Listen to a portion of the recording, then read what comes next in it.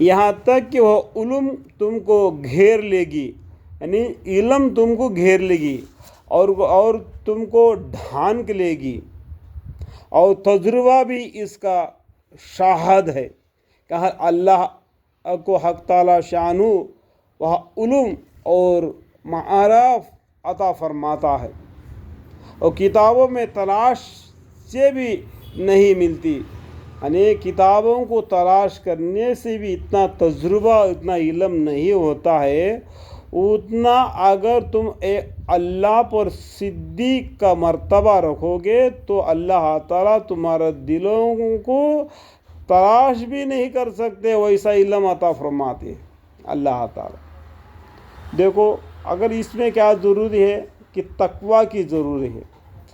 تقوی معنی پرہیزگاری۔ پرہیزگاری کس کا کرنا؟ ہمیں پیغمبر صلی اللہ علیہ وسلم کا اور صحابہ کا کرنا۔ اگر کوئی ڈاکٹر بولے کہ تم کو بخار آ گیا بھائی تم چاول مت کھاؤ اور روٹی کھاؤ، تو بولا بخار جانے کی وجہ سے ہمیں تندرستی ہونے کے لیے ڈاکٹر نے بتایا بول کے ڈر کے مارے ہم نے روٹی کھاتے چاول نہیں کھاتے، لیکن اللہ تعالیٰ نے وہی کے ذریعہ پیغمبر صلی اللہ علیہ وسلم تک بتا دیا کہ دین اسلام ہے، تم کو جنت ملنے کے لیے یہ کام کرو کر کے بتاتے ہیں، تو اس کو پرہیز کرو، تو وہ پرہیزگاری سے وہ روکے رہتے ہیں۔ تو اس نے کس پر ایمان لایا؟ ڈاکٹر کے پر ایمان لایا، اور پیغمبر صلی اللہ علیہ وسلم نے بولے اس بات کو ٹال دیا۔ اگر تم کو بیمار بھی کرنا ہے، اگر تم کو تندرست بھی کرنا ہے، وہ اللہ کے ہاتھ میں ہے۔ تم کو جلانا بھی ہے، مارنا بھی، وہ بھی اللہ کے ہاتھ میں ہے۔ پھر تم اتنا فکر کیوں کرے؟ اللہ کے حوالے کیوں نہیں دیا؟ حضور اکرم صلی اللہ علیہ وسلم کا پاک ارشاد ہے، جس کو حق تعالی شانو سے نقل فرماتے ہیں کہ میرا بندہ کسی ایسی چیز کے ساتھ مجھ سے تقریب حاصل نہیں کر سکتا جو مجھے زیادہ محبوب ہو۔ پیغمبر صلی اللہ علیہ وسلم نے بتایا اللہ تعالیٰ بندوں کو اپنے محبت میں لے لیتے ہیں، جو فرض چیزیں ہیں اس کے ادا کرنے والوں پر محبوب ہو، ان چیزوں سے جو میں نے اس پر فرض کیا، جو اسلام کے اندر فرض ہے، اس فرض کو جو ادا کرتے رہے گا اللہ تعالیٰ اس بندے سے بہت قریب ہوں گے۔ جیسا کہ نماز ہے، نماز کے بارے میں قرآن میں بتایا کہ نماز وقت پر پڑھو، اور ہر مسلمانوں پر نماز فرض ہے، وہ بھی وقت کے ساتھ محدود ہے، وقت کے ساتھ نماز پڑھنا۔ اس کے بعد میں اللہ تعالیٰ نے اگر پیسہ دیا تو زکوٰۃ دینا۔ دیکھو آج کل کے طور طریقے الگ ہے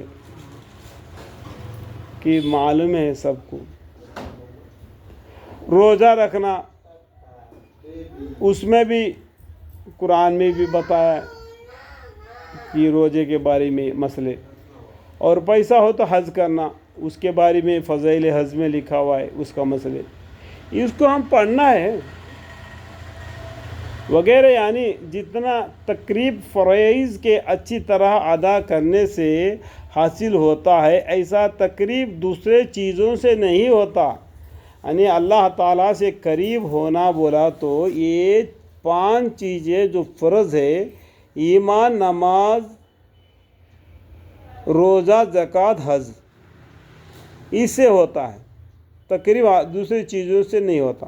دوسرا بتاتے ہیں کہ حدیثوں میں آتا ہے کہ تہجد کے نماز پڑھو، وہ بھی اللہ کو محبوب ہے۔ اس میں قرآن میں بھی 15واں پارے میں لکھا ہے اقیم الصلاۃ لدلوک الشمس الی غسق اللیل وقرآن الفجر ان قرآن الفجر کان مشہودا ومن اللیل فتہجد بہ نافلۃ لک عسی ان یبعثک ربک مقاما محمودا۔ اور یہ بندہ نوفل کے ساتھ بھی میرے ساتھ تقریب حاصل کرتا ہے، جو کابھی میں بتایا، نوفل نماز پڑھ کے بھی اللہ کو راضی کر سکتا ہے۔ دیکھو میں نے اتنا عمل کیا، میں اتنا عمل کیا، میرے کو جنت ملے گا، ایسا مت سوچو۔ تو کتنا بھی عمل کرو، اللہ کے رحمت کے بغیر جنت نہیں مل سکتی۔ اللہ کی رحمت کو ڈھونڈنا ہے، رہتا ہے، یہاں تک کہ میں اس کو محبوب بنا لیتا ہوں۔ اللہ تعالیٰ اس بندے کو محبوب بنا لیتے ہیں، اور جب میں اس کو محبوب بنا لیتا ہوں تو میں اس کا کان بن جاتا ہوں۔ جس بندے کو اللہ تعالیٰ اس کا محبوب، اس کا دوست بنا لیتے ہیں تو اللہ تعالیٰ اس کا کان بن جاتے ہیں جس سے وہ سنتا ہے، اور اس کے آنکھ بن جاتے ہیں جس سے وہ دیکھتا ہے، اور اس کا ہاتھ بن جاتا ہوں جس سے وہ کسی چیز کو پکڑتا ہے، اور اس کا پاؤں بن جاتا ہوں جس سے وہ چلتا ہے۔ اگر وہ مجھ سے سوال کرتا ہے تو میں اس کو پورا کرتا ہوں، اور وہ کسی چیز سے پناہ چاہتا ہے تو میں اس کو پناہ دیتا ہوں۔ دیکھو اللہ تعالیٰ اتنا گارنٹی دیتے ہیں کس کے پر؟ دین اسلام کے فرائض کو عمل کرنا اور نفلوں کو ادا کرنا، اللہ کی رحمت کو ڈھونڈنا، تو اللہ تعالیٰ اس بندے کو اتنا قریب ہوتے ہیں جو میں نے آگے بیان کیا۔